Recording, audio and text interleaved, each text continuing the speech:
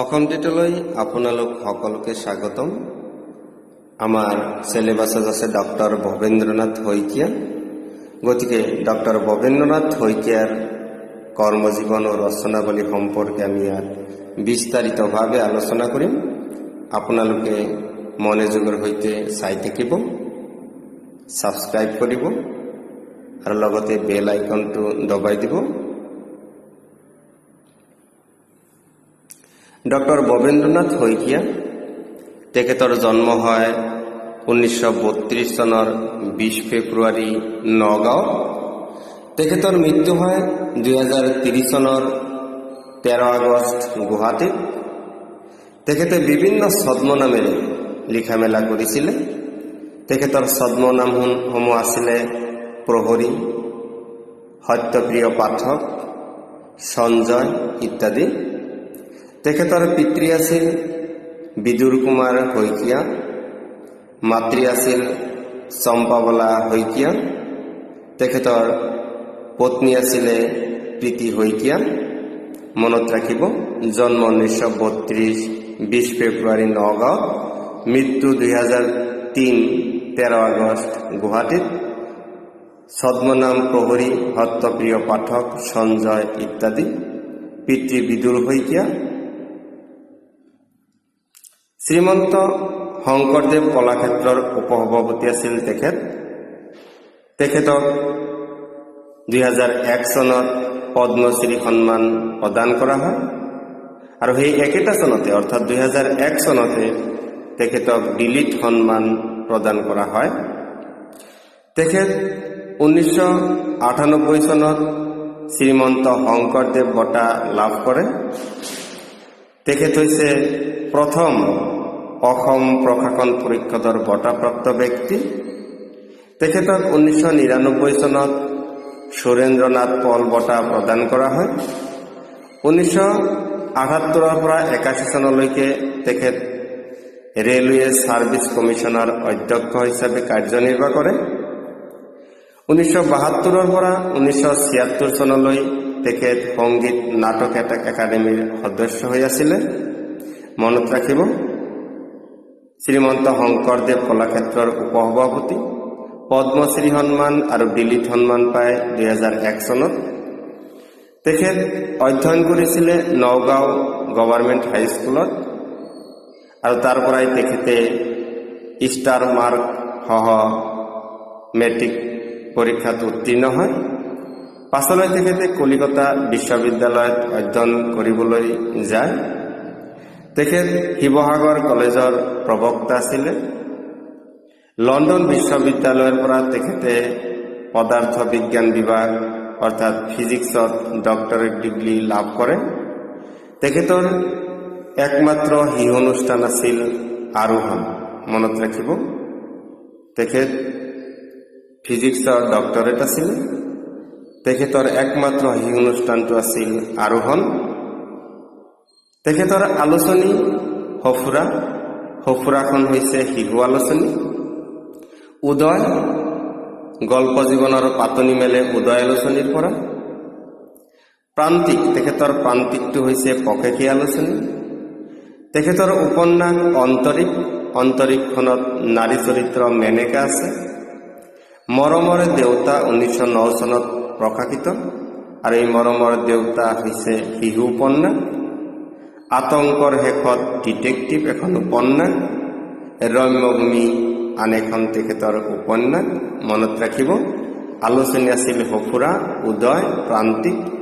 উপন্যাস আছিলে অন্তৰীপ, মৰমৰ দেউতা, আতংকৰ শেষত ডিটেক্টিভ আৰু আন এখন উপন্যাস আছিল ৰম্যভূমি।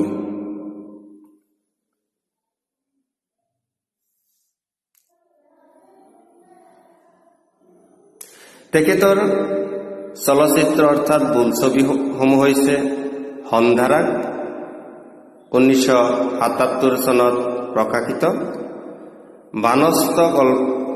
বানপ্ৰস্থ গল্পৰ আধাৰত ৰচিত আৰু এই সন্ধাৰাগ বোলছবিখনে ৰাষ্ট্ৰীয় পুৰস্কাৰ লাভ কৰিছিলে। আন এখন বোলছবি হৈছে অগ্নিস্নান 1985 চনত প্ৰকাশিত। অন্তৰীপ উপন্যাসখনৰ আধাৰত ৰচিত। আৰু এই অগ্নি স্নান বোলছবিখনে চিত্ৰনাট্য বঁটা লাভ কৰিছিলে। আৰু এই অগ্নি স্নান বোলছবিখনত মলয়া গোস্বামীয়ে প্ৰথম অভিনয় কৰিছিলে। কোলাহল এন্দুৰ গল্পৰ আধাৰত ৰচিত। সাৰথী, ইতিহাস, কালহন্দা একমাত্ৰ হিন্দী ছবি, আৰু এই কালহন্দাই ৰজত কলম বঁটা পোৱা নাছিলে। অনিৰ্বাণ 1981 চনত প্ৰকাশিত আৰু ভাৰতীয় পুনবলৈ নিৰ্বাচিত। আৰু এই অনিৰ্বাণত প্ৰযোজনা কৰিছিল প্ৰীতি শইকীয়া। আন এখন বোলছবি হৈছে গঙা চিলনীৰ পাখি। মনত ৰাখিব, তেখেতৰ বোলছবিসমূহ হন্দাৰাগ, অগ্নিস্নান, কোলাহল, সাৰথী, ইতিহাস, কালহন্দা, অনিৰ্বাণ আৰু গঙা চিলনীৰ পাখি। আৰু অনিৰ্বাণত প্ৰযোজনা কৰিছিল প্ৰীতি শইকীয়াই।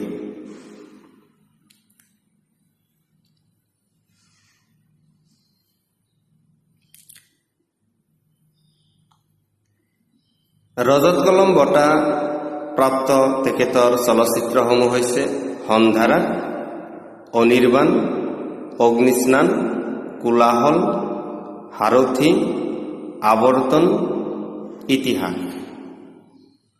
তেখেতৰ নাটকসমূহ হৈছে শান্তশিষ্ট, হৃষ্টপুষ্ট, মহাদুষ্ট, আৰু এইটো 1997 চনত প্ৰকাশ পায়। নীলকণ্ঠ, মহাৰণ্য, দীনবন্ধু, মণিকূট, বৰ্ণমালা, ৰামধেনু, বন্দীশাল, পৰমানন্দ, স্বৰ্গৰ দুৱাৰ ইত্যাদি নাটকসমূহ তেখেতে ৰচনা কৰিছিলে। মনত ৰাখিব, শান্তশিষ্ট, হৃষ্টপুষ্ট, মহাদুষ্ট তেখেতৰ শিশুনাট, আৰু এইটো প্ৰকাশ পাইছিল 1997 চনত। ৰজত কলম বঁটাপ্ৰাপ্ত ছবিসমূহ দিয়া হৈছে, আপোনালোকে নোট ডাউন কৰি ৰাখিব পাৰে। নাটকসমূহ আপোনালোকে নোট ডাউন কৰিব পাৰে। ভ্ৰাম্যমান থিয়েটাৰৰ নাটকসমূহ হৈছে তেখেতৰ সমুদ্ৰ মন্থন, দিগম্বৰ, ৰম্যভূমি, স্বৰ্ণ জয়ন্তী, শতাব্দী ইত্যাদি। অনাতাঁৰ নাটক হৈছে জংগল, জোনাক ৰাতি, ডাইনী। গল্পপুথি হৈছে বৃন্দাবন, এন্দুৰত মতি নামৰ এটা চৰিত্ৰ আছে। সেন্দুৰ 1971 চনত প্ৰকাশিত। সেন্দুৰত মণিকা নামৰ চৰিত্ৰ আছে। শৃংখল 1975 চনত প্ৰকাশিত, আৰু এই শৃংখল গল্পপুথিটিয়ে সাহিত্য একাডেমীৰ বঁটা লাভ কৰিছিলে।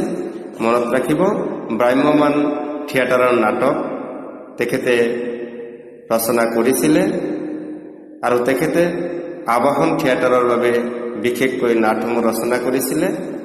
সমুদ্ৰ মন্থন, দিগম্বৰ, ৰম্যভূমি, স্বৰ্ণ জয়ন্তী, শতাব্দী।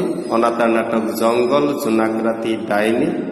গল্পপুথি বৃন্দাবন, এন্দুৰ, সেন্দুৰ, শৃংখল ইত্যাদি নাটক গল্পপুথিসমূহ তেখেতে ৰচনা কৰি উলিয়াইছিল।